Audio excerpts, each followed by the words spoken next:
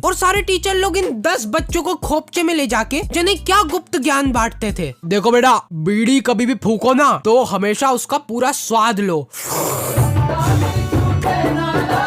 Feel low उसकी पूरी, लो try करो अब तुम लोग। और हाँ, एक और बात, हमारे स्कूल की फीस बहुत ज्यादा थी और फैसिलिटीज के नाम पे, अरे बेटा चौक खत्म हो गई स्कूल में, एक तो तुम लोग फीस भी नहीं भर रहे ना क्यों कर रहे हो हमारे साथ इतना अत्याचार? बेटा हमारे खाने के लाले पड़ रहे हैं, एक रोटी नसीब नहीं हुई हमको 2 साल से, ये देखो मेरा पेट। फीस भर दो ना प्लीज। मैम मैंने तो कब की भर दी फीस, तो एक बार फिर से भर दो, क्या चल जाएगा तुम्हारा इसमें? जाओ पैसे लेके आओ घर से। और लड़कियों को कुछ लेना देना ही नहीं है सबसे, वो पीछे कोने में बैठ के घपाघप पैम चबा रही है। और ये काम अकेले नहीं होता था, सामूहिक प्लानिंग से होती थी ये चीज। लड़कियां मिल बांट के पैम खाती थी 1-1 किलो। कैसे? तो हमारी बोर्ड्स की प्रिपरेशन बहुत धुआंधार चल रही थी। और हाँ, हमारे टीचर लोग आए दिन आके हमको मोटिवेट करते रहते थे। देखो बेटा, ये आखिरी के कुछ पल ही बचे तुम्हारी जिंदगी में, इसमें पूरा जोर लगा दो। ला, मैं फेविकोल लगा के तेरी चमड़ी निकालूंगा।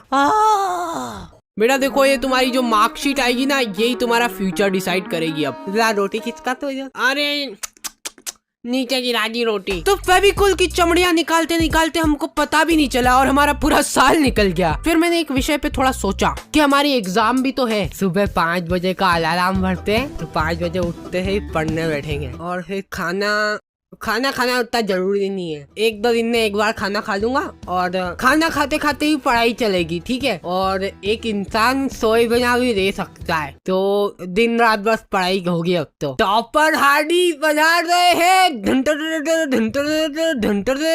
अगले दिन, ओ माय गॉड, मैं पूरे 2 मिनट लेट हो गया और ये मेरी चड्डी गीली कैसे हो गई? अब शगुन, लगता है अब मेरे को पढ़ाई छोड़नी पड़ेगी। ये अब शगुन को ठीक करने का एक ही रास्ता है, घास पी के आग लगाओ।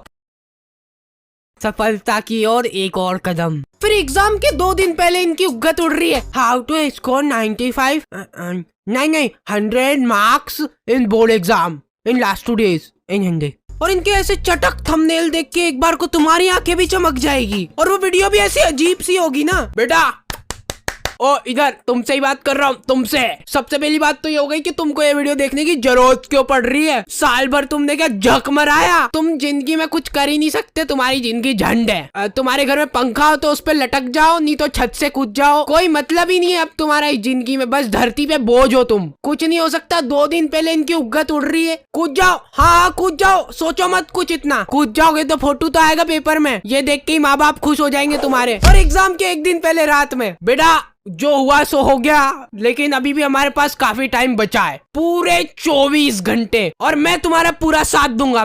हम सब लोग 24 घंटे की मैराथन लगा रहे हैं, जिसमें तुमको हमारे साथ खड़े होके भागना होगा।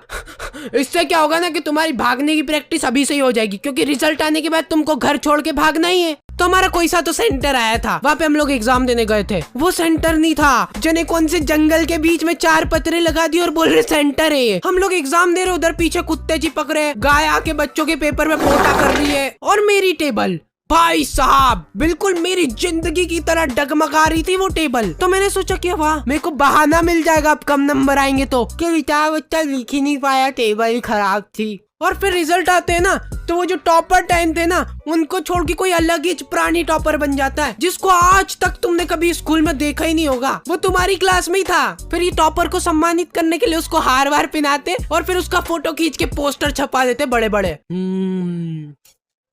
ये देख बेचारा मर गया, इसीलिए मैं कहता हूँ ज्यादा नहीं पढ़ना चाहिए।